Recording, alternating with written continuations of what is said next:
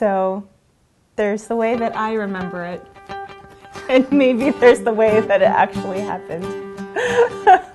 I was in the business school, and so was Bruce, and we met in classes. And I actually liked his fraternity brother better, but he was taken, so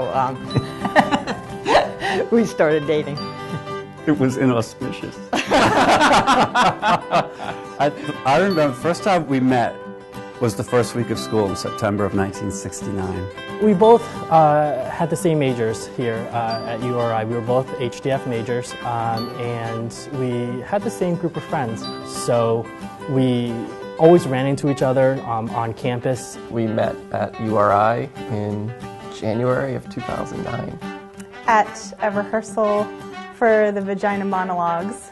And we were sitting at a table in the Ram's Den with our very good mutual friend, Michael Morrissey, who's also a URI grad. He was with Nani and some other friends of his, and I was just so nervous. I thought, this man doesn't talk. No. This boy doesn't talk. No. You taught me how to talk, actually.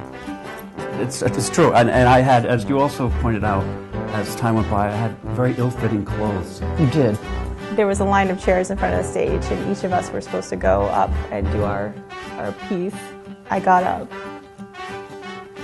and then you sat down in my spot. Yeah, you had gotten up, and I didn't know that it was your spot. Right. There was nothing to indicate that it was her spot, so it was a fairly innocent mistake.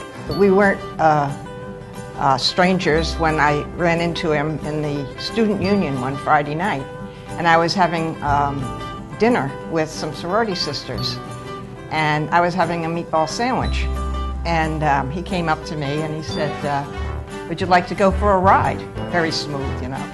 So I said, yeah, sure. I had known him for a while, so off we go in his car.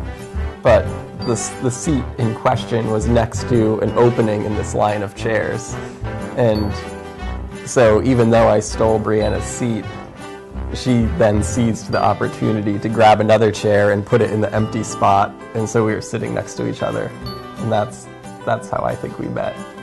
That's certainly when we interacted for the first time. Right. Then our knees touched.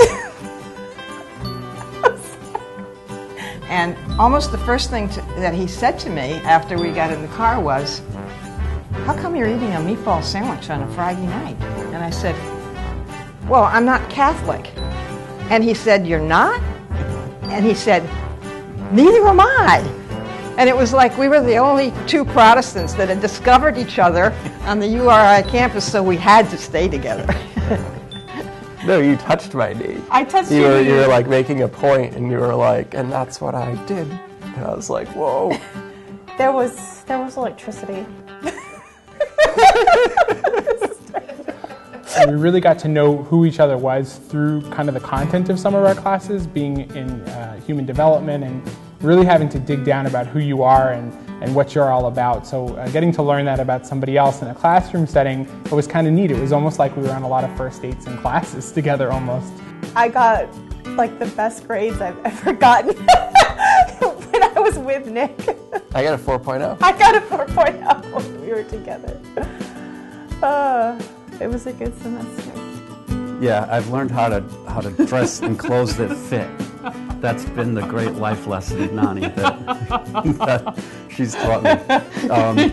Made him wear his roommate's pants, Yeah. and they fit him real good. Yeah. Had a cute little bow. She likes the comment. I dressed you this morning.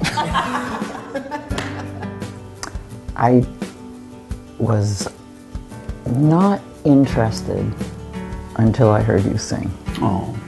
We had mutual friends, and we would end up at the same parties, and I thought, oh, there's that guy again. But then I heard you sing, and it was different. Thanks. Between the tenor and Sid's jeans. Which fit. Yeah, that worked.